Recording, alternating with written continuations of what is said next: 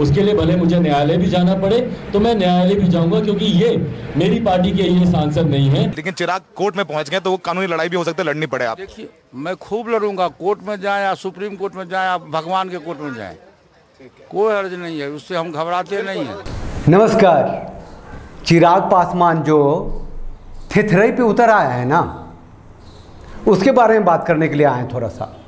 देखिए, ये मोदी सरकार में 25 महीने के बाद मंत्रिमंडल का विस्तार हुआ और पशुपति पारस जी को बहुत बड़ा मंत्रालय मिल गया, कैबिनेट।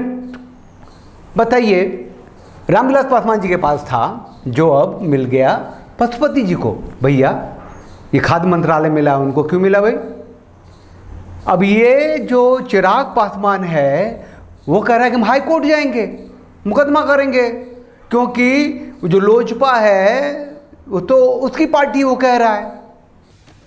लोक जनशक्ति पार्टी, क्योंकि मैं कुछ मीडिया के चैनल पर मैं देख रहा हूं कि लोक जनशक्ति पार्टी के सांसद के तौर पर या लोक जनशक्ति पार्टी के कोटे से उन्हें मंत्री बनाया जाएगा, ये संभव नहीं है। श्री पशुपति कुमार पारस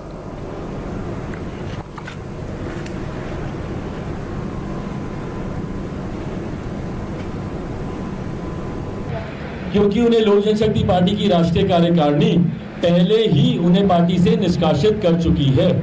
उन्हें पार्टी से निकाल दिया गया है उनके 5 सांसद, उनके 4 और सांसदों के साथ, और इस बात की जानकारी हम लोगों ने चुनाव आयोग को भी दे दी है। मैं पशुपति कुमार पारस ईश्वर की शपथ लेता हूँ कि जो विषय संघ के मंत्री के रूप में मेरे विचार के लिए लाया जाएगा, उसका मुझे ज्ञात होगा, उसे किसी व्यक्ति या व्यक्तियों को तब के सिवा, जबकि ऐसे मंत्री के रूप में अपने कर्तव्यों को सभ्य निर्वहन के लिए ऐसा करना अपेक्षित होगा, तो मैं प्रत्यक्ष अथवा अप्रत्यक्ष रूप से संशोधित या प्रकट नहीं करूँगा। तो अगर कहीं गलती से अगर उन्हें लोक जनशक्ति, और मैंने प्रधानमंत्री जी को भी आज एक पत्र के माध्यम से उनकी जानकारी में भी मैंने दिया, क्योंकि संभवतः प्रधानमंत्री जी व्यस्त होंगे, उनकी जानकारी में कितनी बातें आई होंगी नहीं आई होंगी, पर मैंने उनकी भी जानकारी में मैंने इस बात को एक पत्र के माध्यम से मैंने दिया है कि इन लोगों को हम लोगों ने पार्टी से निकाल दिया है। पार्टी से अब इनमें से किसी भी सांसद का कोई संबंध नहीं है।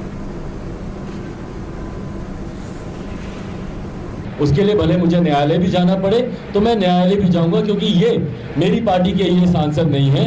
और पार्टी के सांसद होने के नाते गठबंधन धर्म की परंपरा हमेशा ये कहती है कि अगर किसी अपने सहयोगी से पार्टी से सांसद को मंत्री बनाना है तो आप उस पार्टी के राष्ट्रीय अध्यक्ष से आप एक बार चर्चा जरूर करते हैं।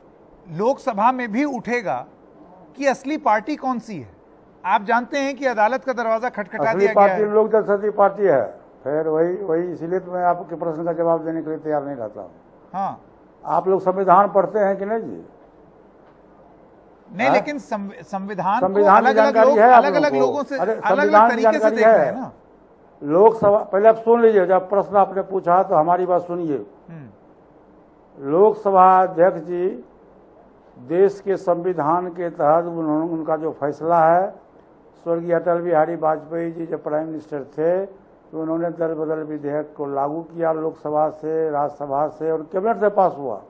वो कानून बना कि 2/3 बहुमत जिसके पक्ष में होगा वो असली पार्टी का हकदार वो होगा।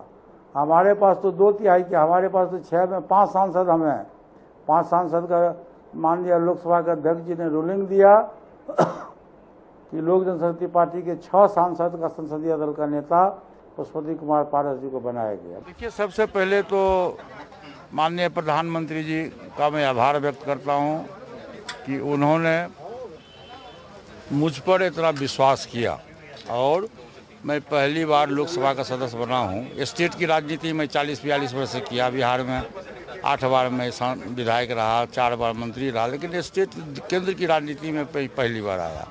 लेकिन प्रधानमंत्री जी को मुझ पर इतना विश्वास है कि उन्होंने मुझको बहुत बड़ी जिम्मेदारी दी है, कैबिनेट मिनिस्ट्री उन्होंने बनाया है। कि मैं संगठनकर्ता शुरू से रहा हूँ। पार्टी 28 नवंबर 2000 ईस्वी को पार्टी की जब स्थापना हुई तो उस समय से मैं पार्टी का संगठन करता रहा हूँ, और मैं पार्टी को संगठन किया, मैं पार्टी को एकजुट बना के रखा। मैंने ये हुआ कि दल में डेमोक्रेसी नहीं है, राजतंत्र है, तानाशाही व्यवस्था है, उसको हम लोग परेशान होकर के पांचों सांसद ने हम लोगों ने एक राय बनाई और माननीय लोकसभा अध्यक्ष जी के यहाँ जाके हम लोगों ने अपनी बात कही कि पार्टी में डेमोक्रेसी नहीं है, नेतृत्व परिवर्तन का अधिकार है, पार्टी को बहुमत का राज होता है डेमोक्रेसी में। मार काटते हैं तो छोड़ूंगा, लेकिन चिराग कोर्ट में पहुंच गए तो वो कानूनी लड़ाई भी हो सकती है, लड़नी पड़े आप। देखिए, मैं खूब लड़ूंगा, कोर्ट में जाए या सुप्रीम कोर्ट में जाए या भगवान के कोर्ट में जाए, कोई हर्ज नहीं है, उससे हम घबराते नहीं हैं। अब लोजपा उसकी पार्टी है, उसके पार्टी के आधार पे पशुपति पारस जी को मोदी जी ने मंत्री बना दिया है। वो तो कहता है कि ऐसा तो हो नहीं सकता है, मैंने तो पशुपति जी को, पारस जी को, मतलब चाचा जी को, उनके साथ 4 और सांसदों को निकाल दिया। अरे भैया, कुल तो 5 सांसद हैं तेरे पास, 6 सांसद हैं, एक तू हो गया चिराग पासवान, दूसरे पशुपति पासवान, बाकी 4 और, तो 4 प्लस पशुपति जी तो अलग ही हो गए, पार्टी तो खत्म होगी। अब ये ठीक है कि वो जो डीएनए से और कानून से बाप की जो संपत्ति होती है बेटे को इनहेरिट होती है, क्या पॉलिटिकल संपत्ति भी इनहेरिट होती है? होती है भाई। मुलायम सिंह का जो बेटवा है अखिलेश, मतलब झंडा गाड़े हुए, उसका सब चाचा को दरकिनार कर दिया हुआ है। अब राजीव गांधी का पुत्र राहुल गांधी तो देखिए रहे हो, एकदम पूरा एकदम खुट्टे गाड़े हुए। लालू जी का बेटा जो है अपना तेजस्वी, वो पूरा खुटा गाड़े हुए है। तो राम विलास पासवान जी का बेटा चिराग पासवान क्यों ना खूटा गा रहे? अरे भैया, थोड़ी राजनीतिक दूरदर्शिता भी तो रखो। मतलब किसी ने ऐसा किया था जैसा कि चिराग ने किया है। मोदी का खुद को बजरंगबली कहते हैं कि मैं तो उनका सेवक हूं, और नीतीश की दुश्मनी में इतने पागल हो गए कि जिसको अपना राम कहते हैं उसकी अवहेलना कर दी। मतलब अपने तरीके से तो बिहार में एनडीए को ख़त्म ही कर दिया था ना।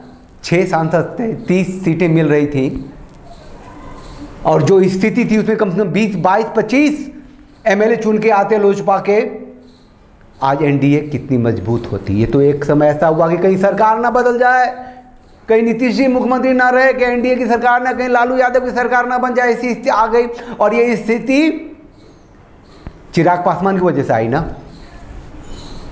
अब पता चल रहा है ना कि पार्टी क्यों टूटी। अरे भैया, पशुपति जी कह रहे हैं कि अटल बिहारी वाजपेयी ने कानून बना दिया था, 2/3 के मेजोरिटी से लोग दल तोड़ता है, दल विच्छेदन होता है और दल उसके नाम हो जाता है, जिसके बाद 2/3 मेजोरिटी होती है, तब तो उसके पास 6 सांसद में से 5 हैं।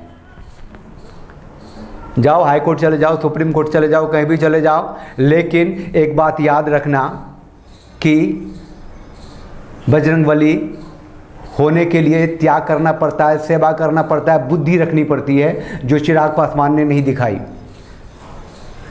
कल को भारतीय रीति रिवाज, सभ्यता, संस्कृति, परंपरा में बाप का जो उत्तराधिकार है बेटे को मिलता है, उसी हिसाब से जनता का समर्थन भले ही चिराग पासवान को मिल जाए, लेकिन पॉलिटिकली वो करेक्ट नहीं हो सकता।